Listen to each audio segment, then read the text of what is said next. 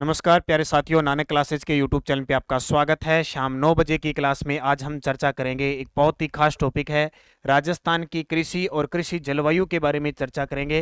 रोज़ 9 बजे आपको ये क्लास मिलती है और नानक क्लासेज ऐप में 6 बजे इसका टेस्ट मिल जाता है। जिस भी विद्यार्थी ने अब तक नानक क्लासेज ऐप हमारा डाउनलोड नहीं किया है, गूगल प्ले स्टोर पे जाके आप डाउनलोड कर सकते हैं, या फिर वीडियो के डिस्क्रिप्शन में लिंक है, वहाँ से रोज़ आपको सिलेबस के अकॉर्डिंग पूरा सिलेबस डाला हुआ है, उसके अकॉर्डिंग आपको टेस्ट दिया जाता है और उस टेस्ट के बाद आपको यहाँ 9 बजे सोल्यूशन मिलता है। तो आज 8 नंबर पार्ट ज्योग्राफी का है जो रोज़ आपको मिलता है। तो स्टार्ट करें आज इसकी क्लास को। सभी विद्यार्थियों को गुड इवनिंग। एक बार सेशन को लाइक शेयर कर दें ताकि हम निरंतर प्रवाह के साथ आपके साथ बने रहें। पहला प्रश्न देखो, महाराणा प्रताप कृषि व तकनीकी विश्वविद्यालय कहाँ स्थित है? जब बात आती है कृषि की, जब बात आती है कृषि, आपको पता है मानसून का जुआ इसको कहते हैं। वर्तमान में राजस्थान के कृषि मंत्री कौन है? लालचंद कटारिया। कौन है? लालचंद कटारिया। आपको ये बात याद रखनी है।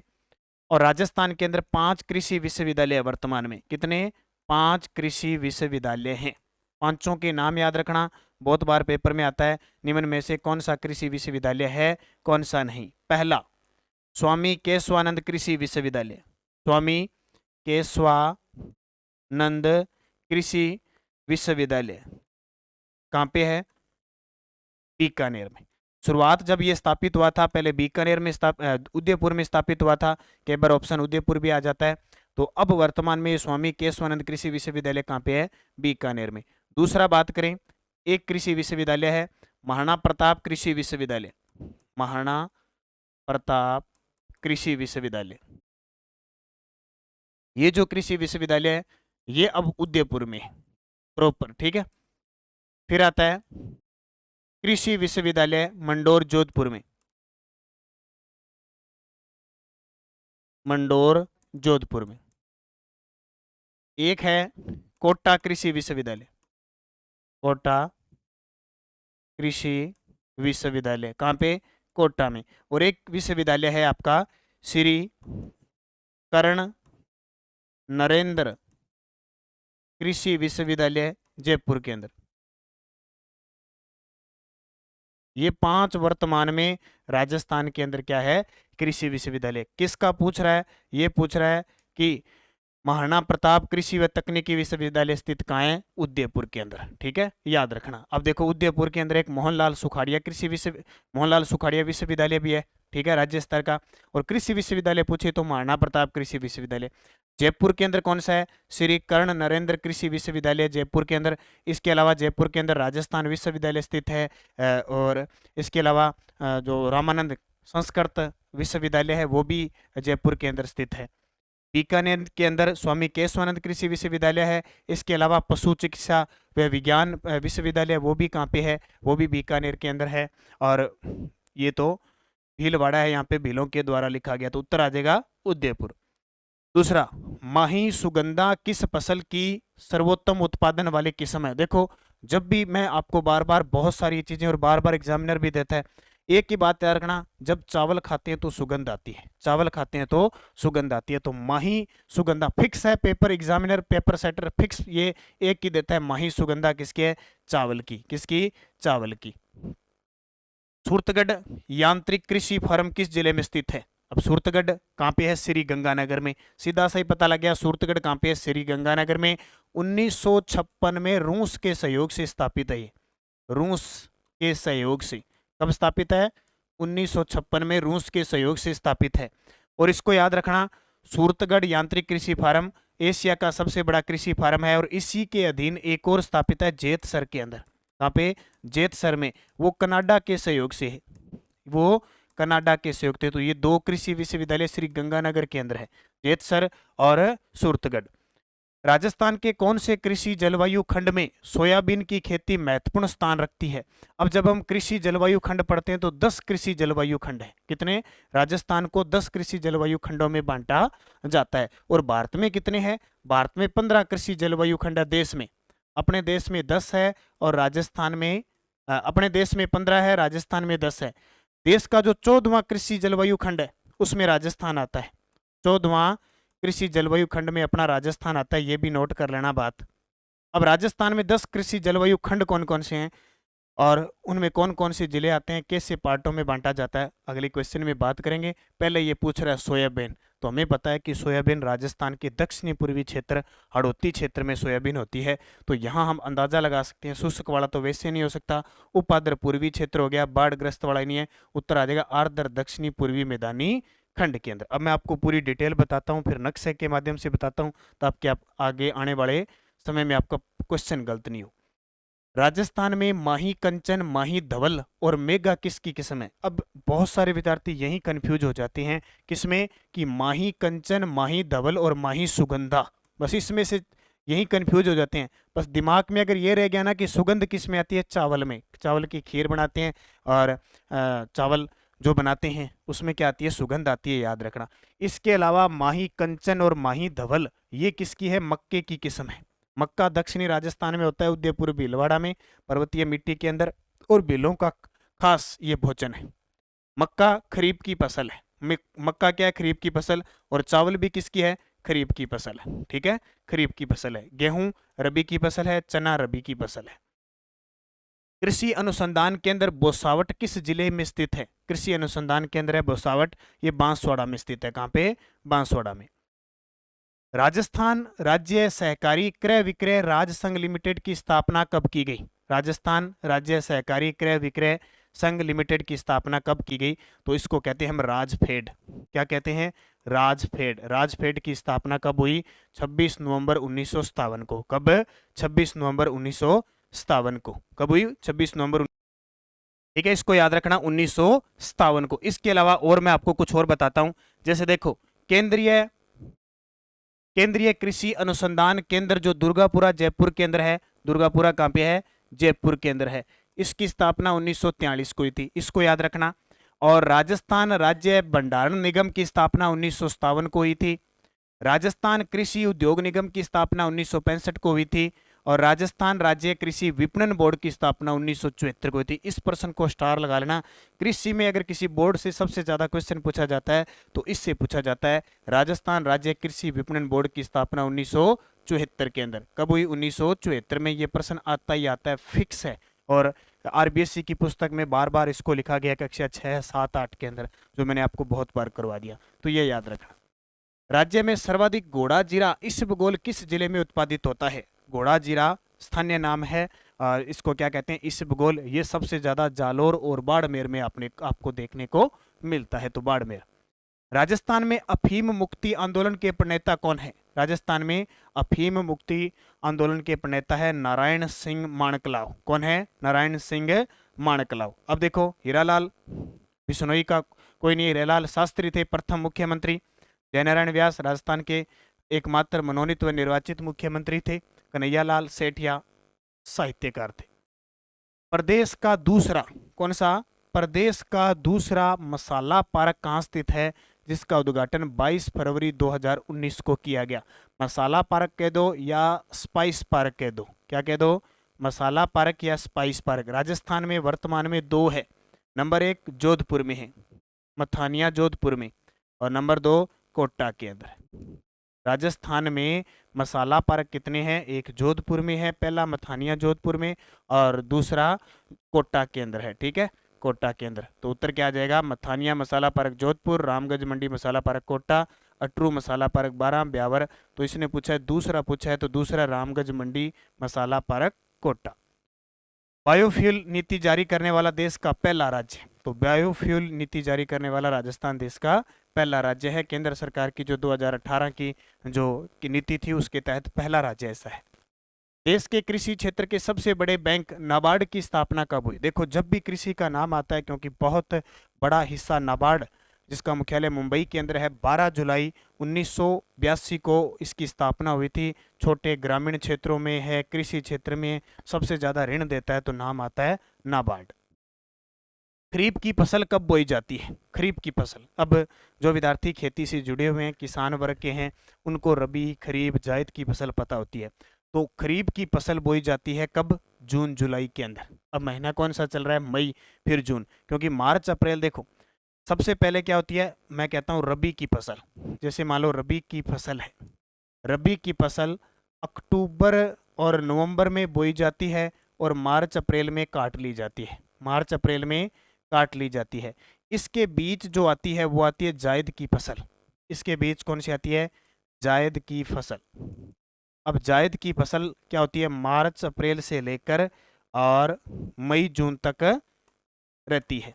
मई जून तक जायद की फसल। आजकल आपने तरबूज खाते हो, ककड़ी खाते हो, खीरे खाते हो, बंगे खाते हो ना, तरें खाते हो, ये सारी जायद की फसल है। और इसमें आपने एक देखा होगा अभी ज्वार तो थोड़ी थोड़ी होने लगी है, जिसके थोड़ा बहुत अगर नलकूप वगैरह का सिस्टम है तो रिजका होता है, रिजका। रिजका देखा होगा ग्रामीण क्षेत्रों में, आप खेतों में जानते हो रिजका, वो बोया हुआ है। ये तो है जायद का समय। अब खरीफ का टाइम कब स्टार्ट होगा? अब आगे खरीफ का टाइम स्टार्ट हो गया। खरीफ की फसल कौन सी? खरीफ की फसल। ये वैसे तो मई जून का समय होता है, मई जून से लेकर, और इसको काट लिया जाता है सितंबर अक्टूबर में। सितंबर नहीं तो अक्टूबर नवंबर में काट लिया जाता है। अक्टूबर नवंबर में, वो बस एक एक दो दो महीने का अंतर होता है। अब अपने पास ऑप्शन क्या है कि कब बोई जाती है? तो सितंबर अक्टूबर तो है ही नहीं, जुलाई अगस्त नहीं है, मार्च अप्रैल में तो जायद की फसल होती है, तो जून जुलाई इसका उत्तर हो जाएगा। जैसे कपास हो गया, नरमा, गवार, मूंग, ठीक है, ये बोई जाती है। अब देख लो, मैं आपको थोड़ा सा पहले बता देता हूँ 10 कृषि जलवायु खंड। 10 कृषि जलवायु खंड है ना राजस्थान में, यहाँ से प्रश्न पक्का ही आता है, पक्का। वो थोड़ा थोड़ा मैं आपको पढ़ा देता हूँ, फिर मैं नक्शे से बता दूंगा। थोड़ा थोड़ा आप पढ़ लोगे तो याद रह जाएगा। देखो, पश्चिमी शुष्क मैदान है एक उत्तरी पश्चिमी सिंचित मैदान है, एक अति शुष्क आंशिक सिंचित प्रदेश है, एक अंतः प्रवाह शुष्क क्षेत्र है, एक लूणी बेसिन मैदान है, एक अर्ध शुष्क पूर्वी मैदान है, एक बाढ़ संभाव्य पूर्वी है, एक उप आर्द्र दक्षिणी मैदान है, एक आर्द्र दक्षिणी मैदान है, और एक आर्द्र दक्षिणी पूर्वी मैदान है। अब मैं आपको मैप के माध्यम से इनको बताता हूँ। देखो, 10 कृषि जलवायु खंड में इसमें भाग देखो क्या है, A1 B C ऐसे बंटे हुए हैं, ठीक है, A 2 3 4 ऐसे बंटे हुए हैं। सबसे पहले देखो फर्स्ट ए जिसको कहते हैं शुष्क पश्चिमी शुष्क मैदान, यहां से प्रवेश करना है राजस्थान के अंदर। फर्स्ट ए पश्चिमी शुष्क मैदान, फर्स्ट ए, जिसमें जिला आता है जोधपुर, बाड़मेर, 2 जिले आते हैं। यानी बाड़मेर का हिस्सा, अब जरूरी नहीं है कि जोधपुर पूरा ही आ जाए, कुछ ऐसे इतना भाग आ सकता है, इसका इतना भाग आ सकता है। तो पश्चिमी शुष्क मैदान फर्स्ट ए जिसको कहते हैं, बाड़मेर और जोधपुर आता है। क्या हो गया? First A. फर्स्ट बी देखो, उत्तरी पश्चिमी सिंचित मैदान, उत्तरी पश्चिमी सिंचित मैदान। और सिंचित मैदान कौन सा हम पढ़ते हैं ना कि नहरों से सबसे ज्यादा सिंचाई होती है, गंगानगर, हनुमानगढ़। फर्स्ट बी में आ जाएगा गंगानगर और ये आ जाएगा हनुमानगढ़, ठीक है। फर्स्ट ए में शुष्क पश्चिमी मैदान, फर्स्ट बी, और फर्स्ट सी में आ गया अति शुष्क आंशिक सिंचित प्रदेश, जो सबसे ज्यादा पेपर में पूछा जाता है। और ये जैसलमेर, बीकानेर और चूरू सबसे बड़ा क्षेत्रफल की दृष्टि से, क्षेत्रफल की दृष्टि से सबसे बड़ा है। ये हो गया 1A 1B 1C, 3 हो गए। अब चलते हैं 2 पे, 1 वाले हो गए, 2B, 2A पे चलते हैं पहले। ये देखो 2A, ये हो गया खत्म, इधर वाला, ये इधर वाला खत्म हो गया। अब आ गया 2A में अंतः प्रवाह क्षेत्र, मतलब शेखावटी वाला क्षेत्र, अंतस्थलीय क्षेत्र जिसको कहते हैं ना। इसमें चूरू का भाग कुछ आ जाएगा, झुंझुनू आ जाएगा, सिक्कर आ जाएगा और नागौर आ जाएगा। इसको हमने कह दिया अंतः प्रवाह क्षेत्र। ये आ गया सेकंड ए। सेकंड बी देखो, यानी शेखावटी वाला क्षेत्र, अर्धशुष्क मैदान में। फिर आ गया लूणी बेसिन मैदानी प्रदेश। कौन सा? लूणी बेसिन मैदानी प्रदेश। ये देखो लूणी नदी वाला क्षेत्र। कुछ आ गया जोधपुर का, पाली आ गया, जालोर आ गया और सिरोही आ गया। ये 4 जिले आते हैं लूणी बेसिन मैदानी प्रदेश में। इसको क्या कहते हैं? Second B. अब आ गया थर्ड ए के ऊपर, थर्ड ए में देखो क्या आता है, अर्धशुष्क पूर्वी मैदान। अर्धशुष्क का मतलब जयपुर, दौसा, टोंक, अजमेर, ये जिले आ गए अर्धशुष्क पूर्वी मैदान के अंदर। ये आ गया थर्ड ए। फिर थर्ड बी देखो, बाढ़ संभाव्य क्षेत्र, इसको नाम क्या दिया? बाढ़ संभाव्य। और सबसे ज्यादा जिले आते हैं, देखो अलवर, भरतपुर, धौलपुर, करौली, सवाई माधोपुर, 5 जिले आते हैं। सबसे बड़ा जिलों के हिसाब से सबसे बड़ा है, क्षेत्रफल के हिसाब से अति शुष्क आंशिक 1C बड़ा है। इसके बाद ये आ गया थर्ड बी। अब आएगा 4A, ये आ गया 4A, उप आर्द्र दक्षिणी मैदान, जिसमें भीलवाड़ा, राजसमंद और चित्तौड़गढ़ आते हैं। भीलवाड़ा, राजसमंद और चित्तौड़गढ़ उप आर्द्र दक्षिणी मैदान के अंदर। और फिर आता है 4B, आर्द्र दक्षिणी मैदान जिसका कोई भी वो एटीएस नहीं है, ध्यान रखना, क्षेत्र नहीं है स्पेशल। तो इसमें देखो कितने अर्धदश में, उदयपुर, डूंगरपुर और बांसवाड़ा, डूंगरपुर, बांसवाड़ा, प्रतापगढ़, ये सबसे छोटा है। आर्द्र दक्षिणी मैदान क्या है, सबसे छोटा है, क्षेत्रफल में सबसे छोटा है, क्षेत्रफल में सबसे बड़ा, सबसे ज्यादा जिले आते हैं। ये हो गया 4B, और एक बच गया आपका 5, अकेला 5 बच गया, आर्द्र दक्षिणी मैदान, बूंदी, कोटा, झालावाड़ और पार। ठीक है, ये टोटल आपके 10 कृषि जलवायु खंड हो गए। अब इसका आप स्क्रीनशॉट लेना चाहते हो तो ले सकते हो।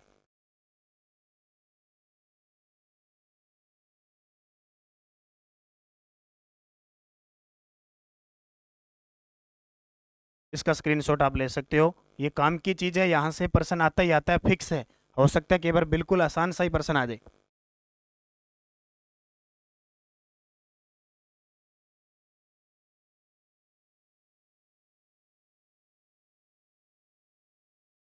एक ये भी है आपके सामने। अब आगे चलते हैं, अब वो सारी चीजें आपको समझ में आ जाएगी जो मैंने आपको क्वेश्चन में करवाई है। ये इनके कृषि अनुसंधान स्टेशन भी आप आ सकते हो, जैसे इसका मंडोर है, गंगानगर, बिछवाल, ये भी बहुत कम पूछे जाते हैं।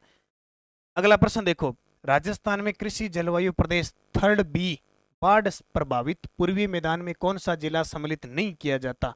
अब मैंने आपको बताया बाढ़ संभाव्य 3B में जाओ, ये रहा 3B में, 3B में ये 5 जिले आते हैं, अलवर, भरतपुर, धौलपुर, करौली, सवाई माधोपुर। यहाँ से आपको पता लग जाएगा, भरतपुर शामिल है, ये धौलपुर है, ठीक है, ये कौन सा है, धौलपुर।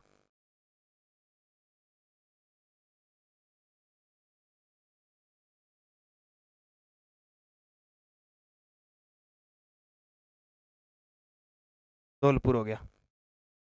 तो इसमें भरतपुर भी शामिल है, धौलपुर भी शामिल है और करौली भी शामिल है। शामिल कौन सा नहीं है, टोंक शामिल नहीं है, ठीक है, ये अर्ध सूचक के अंदर आता है, तो टोंक शामिल नहीं है। तो आप अपने आप आ गया, जब ये पढ़ लिया आपने तब ये याद रहेगा। अगला, राजस्थान में कृषि जलवायु प्रदेश 5B, ये 4B आर्द्र दक्षिणी मैदान क्षेत्र में कौन सा जिला सम्मिलित नहीं किया जाता। अब देखो 4B की तरफ चलो, थोड़ा सा बताता हूँ, साथ साथ में समझ में आ जाएगा। 4B, ये देखो उदयपुर है, प्रतापगढ़ है, डूंगरपुर है, बांसवाड़ा है, 4 जिले हैं। और यहाँ 4B देख लो, बांसवाड़ा भी है, प्रतापगढ़ भी है, डूंगरपुर भी है, इसमें कौन सा शामिल नहीं है, राजसमंद शामिल है। तो अगर पढ़ा होगा ना तो बड़ा बहुत ही आसान है ये, बस एक बार मानचित्र में भर के जरूर देखना आप। और टेलीग्राम ज्वाइन कर लेना अपना, एक तो Nanak classes Rajasthan current affairs नाम से लगभग 1,04,357+ विद्यार्थी जुड़े हुए हैं। इसमें लिंक ये देखो, पोस्टर वगैरह सारी सूचना, कोई नई भर्ती आ गई, कोई नोटिफिकेशन आ गया, किसी का रिजल्ट आ गया, मिल जाता है। एक है नानक क्लासेज शिव सर नाम से टेलीग्राम, ठीक है, इसमें लगभग 32,000+ विद्यार्थी जुड़े हुए हैं। इसमें खासियत आपको रोज आपको क्विज मिलती है, इसकी भी आपको शाम को क्विज मिल जाती है, इसकी पीडीएफ आपको मिलती है, करंट की पीडीएफ मिलती है, करंट की क्विज मिलती है, सारी चीजें आपको इस चैनल पे उपलब्ध होती है। ये चैनल है ऑफिशियल, इस पे लिंक, कोई रिजल्ट, कोई नोटिफिकेशन, ताजा अपडेट आपको मिलती है। तो वीडियो के डिस्क्रिप्शन में लिंक है इन दोनों के, इन दोनों को आप ज्वाइन जरूर करना, ताकि आपको ताजा अपडेट नानक क्लासेस पे जो भी आए वो उसका लिंक, पीडीएफ वगैरह मिलती रहे। केंद्रीय शुष्क बागवानी संस्थान बीकानेर द्वारा विकसित गोमा खट्टा किसकी किस्म है। तो गोमा खट्टा किसकी किस्म है, अनार की। किसकी है, अनार की। अर्धशुष्क पूर्वी मैदानी कृषि जलवायु खंड में सम्मिलित जिलों का सही युग्म बताइए। अब आपके याद रह गए होंगे 10 कृषि जलवायु खंड, उसमें अर्धशुष्क पूर्वी मैदानी खंड है, जिसको नाम क्या दिया गया था, क्या नाम दिया गया था, जयपुर, दौसा, अजमेर, टोंक का नाम दिया गया था। ये देखो अर्धशुष्क प्रदेश में आपको बताता हूँ, ये रहा अजमेर, टोंक, दौसा, अजमेर, अर्धशुष्क पूर्वी मैदान, 3A नाम जिसको दिया गया था, 3A नाम दिया। फिर है भीलवाड़ा, राजसमंद और चित्तौड़गढ़ जिले राजस्थान के किस कृषि जलवायु प्रदेश में सम्मिलित किए जाते हैं। भीलवाड़ा, राजसमंद, चित्तौड़गढ़ जिले राजस्थान के किस कृषि जलवायु खंड में शामिल किए जाते हैं। देखो बाढ़ संभाव्य में तो ऊपर वाले आएंगे, भरतपुर वाले। आर्द्र दक्षिणी पूर्वी मैदान जो झालावाड़ वाले हैं वो आएंगे, और आर्द्र दक्षिणी मैदान उदयपुर वाले। बच गया उप आर्द्र दक्षिणी मैदान। राजस्थान के किस जिले में मौसमी माल्टा व किन्नू का अधिकतम उत्पादन होता है। किन्नू मंडी किसको कहते हैं, फलों की टोकरी किसको कहते हैं, श्री गंगानगर में सबसे ज्यादा होते हैं भी माल्टा और मौसमी। रे बहुत लागेड़ा हुआ, ध्यान रखना, गंगानगर लन तो ध्यान है सारा, खूब किन्नू खावा मौसमी माल्टा खावा, खूब अंगूर खावा, इसलिए लगभग जितने भी फल है वो क्या है, गंगानगर में टोकरी में डाल के रखते हैं, सारे इधर उधर दे देते हैं। तो इसको क्या कहते हैं, फलों की टोकरी भी। तो कौन सा जिला, श्री गंगानगर।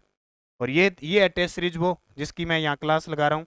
6 बजे इसका टेस्ट मिलता है आपको नानक क्लासेज ऐप के ऊपर, पूरा सिलेबस डाला हुआ है, रोज का टेस्ट सिलेबस के अकॉर्डिंग होता है। जैसे आज कृषि का इसका हुआ, भूगोल स्टार्ट किया है, पूरे 1 साल वैलिडिटी रहेगी, 31 दिसंबर 2023 तक इसमें टेस्ट मिलते रहेंगे, पूरे साल रुकेंगे नहीं, संडे को छोड़कर रोज। और यहाँ पे व्याख्या मिलेगी। एक बार टेस्ट सीरीज पूरी होगी दोबारा फिर स्टार्ट हो जाएगी। टॉपिक वाइज टेस्ट है, यहाँ वीडियो सोल्यूशन मिल रहा है, और टेस्ट सारे पीछे वाले भी यहीं रहेंगे, कहीं गायब नहीं होंगे। तो 1 साल आपको राजस्थान जी के इतना मजबूत हो जाएगा, और वही नहीं, बार बार वही नहीं, बदल बदल के आपको क्वेश्चन मिलेंगे। अगला, रिको द्वारा कौन से 4 एग्रो फूड पार्क विकसित किए जा चुके हैं। राजस्थान में 4 एग्रो फूड पार्क है, याद रखना। कितने, 4 एग्रो फूड पार्क है राजस्थान में, 4। कौन कौन से, एक तो है बोरानाड़ा जोधपुर में, एक कोटा में, एक अलवर में, एक श्री गंगानगर में। जयपुर नहीं होगा, उदयपुर नहीं होगा, और बीकानेर ये नहीं होगा। उत्तर आ जाएगा बोरानाड़ा जोधपुर। बोरानाड़ा कहाँ पे है, जोधपुर के अंदर। कोटा में है, अलवर में है, और श्री गंगानगर में। 4 एग्रो फूड पार्क है। जबकि आपसे पूछे कि राजस्थान में मेगा फूड पार्क कितने हैं, तो राजस्थान में वर्तमान में एक ही है, रूपनगढ़ अजमेर में। रूपनगढ़ अजमेर में मेगा फूड पार्क है। और कौन सा, मेगा, ये एग्रो फूड पार्क है, ये मेगा फूड पार्क। बाकी एक जोधपुर में प्रस्तावित है, और एक पलाना बीकानेर में प्रस्तावित है। केंद्रीय सरसों अनुसंधान केंद्र का नाम बदलकर क्या कर दिया गया था। ये प्रश्न बहुत इंपॉर्टेंट है, 2009 की बात है, और 11वीं पंचवर्षीय योजना है। 11वीं पंचवर्षीय योजना है। ये प्रश्न आ चुका है कि किस पंचवर्षीय योजना में केंद्रीय सरसों अनुसंधान केंद्र, जो कहाँ पे है, सेवर भरतपुर में, कहाँ पे है, सेवर भरतपुर में, इसका नाम बदलकर राष्ट्रीय सरसों अनुसंधान निदेशालय, राष्ट्रीय सरसों अनुसंधान निदेशालय 2009 में किया गया। 11वीं पंचवर्षीय योजना में 1993 में इसकी स्थापना सेवर भरतपुर के अंदर हुई थी। दुर्गापुर केसर एक प्रसिद्ध किस्म किसकी है। दुर्गापुर केसर है, ये प्रसिद्ध किस्म किसकी है, खरबूजे की है। किसकी, खरबूजा। ठीक है, खरबूजा कौन सी फसल है, जायद की फसल है। अब खरबूजे, खूब खरबूजे आए हुए हैं ना बाजार में, खरबूजे, तरबूज, ये सारे पंगे पुंगे सारे खाते रहते ना, सलाद, ये सारा सलाद आजकल है इस कौन सी, जायद की फसल में। तो दिमाग भी लगाया करो, कई बार सरल सा प्रश्न आ जाता है और घरेलू चीज से भी संबंधित होता है, फिर भी अपने गलत कर देते हैं उसको। वरुणा, वरदान और दुर्गामणि किस फसल की किस्में हैं, तो ये सारी सरसों की है। किसकी, सरसों किस प्रकार की है, रबी की फसल है। एक तो पहले तो आपके दिमाग में ये रहना चाहिए ये फसलें रबी की कौन सी है, खरीफ की कौन सी है। ठीक है, अगला देखो, राजस्थान में मावठ द्वारा होने वाली वर्षा किस फसल के लिए वरदान मानी जाती है। ये पिछले साल बीएसटीसी के पेपर में प्रश्न आया था। राजस्थान में मावठ द्वारा होने वाली वर्षा किस फसल के वरदान। अब जिसको ये पता होगा कि मावठ की जो वर्षा होती है वो कहाँ से आती है, भूमध्य सागरीय चक्रवात से। जलवायु मैंने पढ़ाई थी ना, भूमध्य सागरीय चक्रवातों से, जिसको हम कहते हैं पश्चिमी विक्षोभ। पश्चिमी विक्षोभ से वर्षा होती है, और राजस्थान में मावठ उस समय रबी की फसल होती है। तो अब जिसको ये पता होगा कि जनवरी महीने में ये मावठ आती है, तो उस समय सरसों, चना, गेहूं होती है, गोल्डन ड्रॉप्स का काम करती है। तो न तो उस समय इसबगोल होता है, न अरहर होती है, न मूंगफली होती है, क्या होती है, गेहूं। क्योंकि उत्तरी राजस्थान में फायदा होता है ना गेहूं का। ठीक है, तो ये अंदाजा लगाना है। राज्य की पहली कृषि नीति कब जारी की गई, तो 26 जून 2013 को जारी की गई। राजस्थान के दक्षिणी पूर्वी पहाड़ी क्षेत्रों में भीलों द्वारा पहाड़ी जंगलों को जलाकर की जाने वाली कृषि क्या कहलाती है, क्या कहलाती है, दजिया। क्या कहलाती है, दजिया। यानी पहाड़ी क्षेत्रों में दजिया, और मैदानी क्षेत्रों में ची माता। मैदानी क्षेत्रों में क्या होती है, ची माता होती है। इसको याद रखना, ये पेपर में सीधे नॉर्मल है, क्योंकि झूमिंग जो कृषि होती है, अच्छा पहाड़ी क्षेत्र में उल्टा बता दिया आपको। दजिया होती है मैदानी क्षेत्र में, दजिया मैदानी क्षेत्र में, और ची माता होती है पहाड़ी क्षेत्र में, ये याद रखना। ठीक है, ची माता इसका पहाड़ी क्षेत्र में होती है ची माता, और मैदानी क्षेत्र में होती है दजिया। वहाँ क्या पेड़ पौधों को काट के उनकी जला के उनकी राख वो उपजाऊ होती है, 2-4 साल फिर चेंज कर देते हैं उसको। जैसे पूर्वोत्तर राज्यों में झूमिंग कहते हैं, स्थानांतरित कहते हैं, अपने राजस्थान में वालर कृषि कहते हैं। क्या कहते हैं, वालर कृषि कहा जाता है। पहाड़ी क्षेत्रों में दजिया और पहाड़ी क्षेत्रों में चीमाता और मैदानी क्षेत्र में दजिया। कृषि कार्य में गोफण का क्या प्रयोग किया जाता है? नाम सुना होगा गोफण, ठीक है। गोफण का बहुत सारे विद्यार्थियों ने प्रयोग भी किया होगा। हम बाजरे की फसल रुखालते हैं या खेत में पक्षियों को उड़ाने के लिए एक पत्थर होता है, पत्थर को ऐसे घुमा के और ऐसे फेंकते हैं ना, वो गोफण, ठीक है। फसल को नुकसान पहुंचाने वाले पक्षियों को भगाने के लिए गोफण का प्रयोग किया जाता है। अब शिकार तो अपने कर नहीं सकते, पहले वाले तो है नहीं, पहले तो शिकार कर लेते थे और आजकल शिकार पर प्रतिबंध है, तो ऐसा हम काम कर ही नहीं सकते। तो हम किसका प्रयोग करते हैं?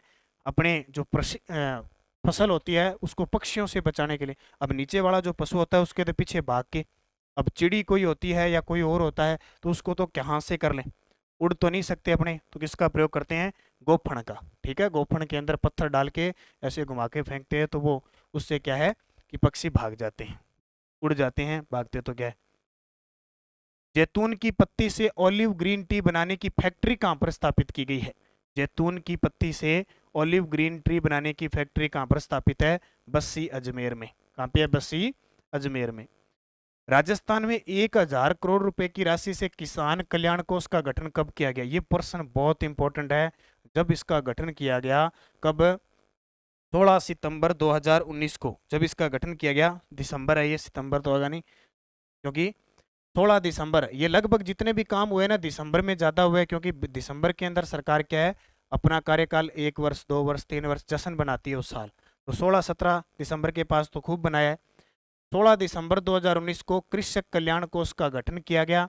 और अब ताज़ा अपडेट बता देता हूँ, 2023-24 के बजट में ये 1,000 करोड़ का जो राशि है वो बढ़कर 7500 करोड़ हो गई है। पिछले साल 5,000 करोड़ थी, 2022-23 के बजट में 5,000 करोड़, अब बढ़कर ये 7500 करोड़ हो गई है, याद रखना। और पिछले साल 2022-23 का बजट, कृषि का बजट अलग से पेश किया गया था। कृषि बजट अलग से पेश, ये पक्का इतिहास ही बन गया, अलग से पेश। किसने? मुख्यमंत्री अशोक गहलोत ने 2022-23 का। कितने मिशन थे? 11 मिशन के साथ। तो ये आने वाले पेपरों में आएगा कि किस साल मुख्यमंत्री अशोक गहलोत ने या किस वर्ष कृषि बजट अलग से पेश किया गया सामान्य बजट से। मृदा स्वास्थ्य कार्ड योजना के बारे में असत्य कथन बताओ। मृदा स्वास्थ्य कार्ड, इससे क्या है कि मृदा की जांच हो सके, कौन सी फसल बोनी है, कब उसको छोड़नी है, ये सारी। और ये अपने राजस्थान में श्री गंगानगर के सूरतगढ़ से स्टार्ट हुई थी। तो पीएम नरेंद्र मोदी ने इसे सूरतगढ़ से प्रारंभ किया। 19 फरवरी 2016 से प्रारंभ किया गया, ये असत्य है। इसमें केंद्र व राज्य का हिस्सा 75-25 है।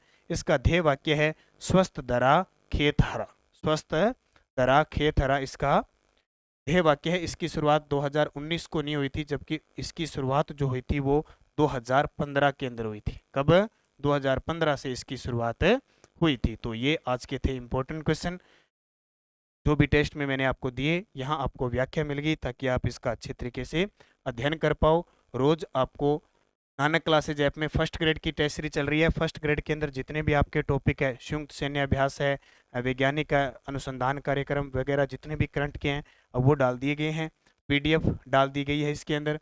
करंट की असिस्टेंट प्रोफेसर के तृतीय प्रश्न पत्र की टेस्ट सीरीज चल रही है, सेकेंड ग्रेड की चल रही है। करंट अफेयर्स है, देखो करंट अफेयर्स जनवरी से दिसंबर 2023, इसमें जनवरी से लेकर अप्रैल की हर मंथ की पीडीएफ डाली जा चुकी है, टेस्ट डाले जा चुके हैं।